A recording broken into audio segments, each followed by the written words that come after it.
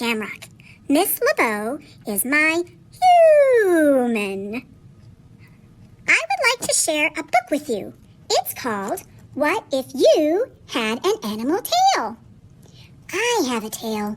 It's long and black and has a tiny little white spot at the tip. What if one day when you woke up, threw back the covers, and got out of bed, something felt different? What if overnight you'd grown a wild animal's tail? Ooh. Today, we are going to talk about a giraffe. A giraffe's tail is a record holder, including the tail tuft. A giraffe's tail can be up to 8 feet long. That makes it the longest tail of any land mammal. The bottom half of a giraffe's tail is a long tuft of hair. The top half of a giraffe's tail is muscle and separate tailbones. These tailbones allow the giraffe's tail to bend at each joint, which is where the bones meet.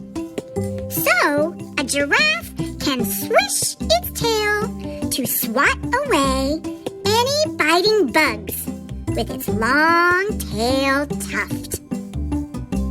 Fun fact, every giraffe has its own unique spot pattern all over its body, including on its long tail.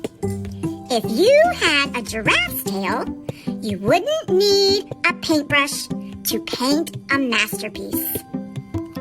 Thanks for listening!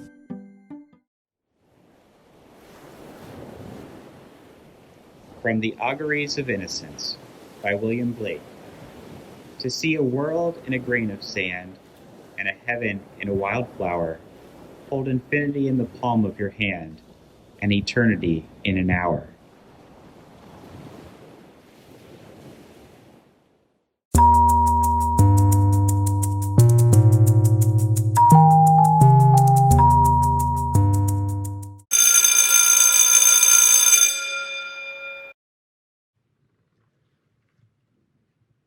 The next day, Anaya and Tawana couldn't wait for show and tell.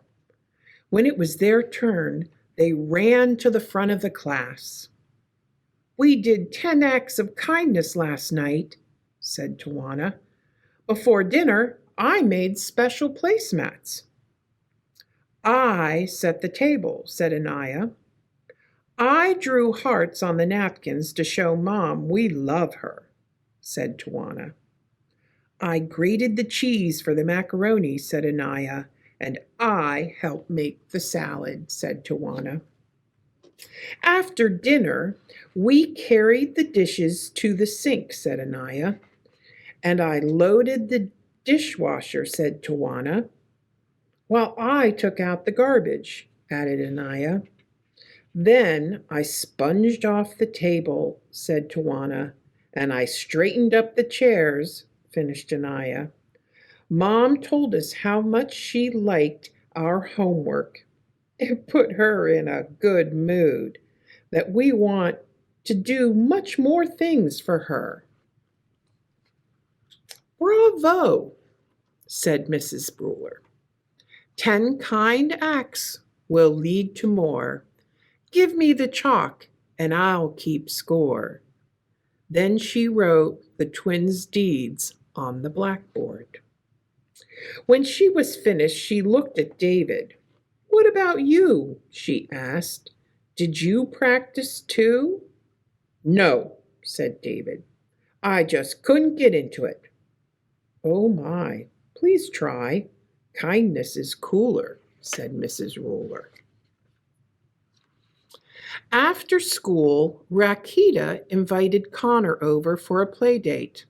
She had a new dog and a big family, so there were lots of ways Rakita and Connor could practice being kind.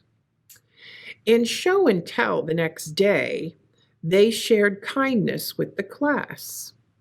We took Puddle for a walk, said Rakita, and we threw him a ball. I filled his water dish, said Connor, and I gave him some puppy chow, said Rakita. Puppy chow, wow, said Mrs. Ruler. Then we built a block tower with my little brother, said Rakita, and gave Abuelo and Abuelita their canes before they took a walk. We also helped Rakita's dad carry in groceries from the car, said Connor. And I gave my baby sister her bottle, said Rakita. I count 8, and 8 is great, said Mrs. Ruler. Well, that's not all, said Connor. When I got home, I took in the mail. I also carried the clean laundry upstairs. Bravo, said Mrs. Ruler. Altogether, you did 10. And how much do the twins' 10 acts and your 10 acts make? 20, shouted the class. That's right, said Mrs. Ruler. 20 is plenty. But how about you, David? What did you do? Too few things for you, said David, and the class laughed. I told my brother I liked his haircut, and I let him use my comb. That's all I could think of. Well, that's a good start. Keep doing your part, said Mrs. Ruler. It looks like the kids are really coming around and doing kind things. I wonder what's going to happen next.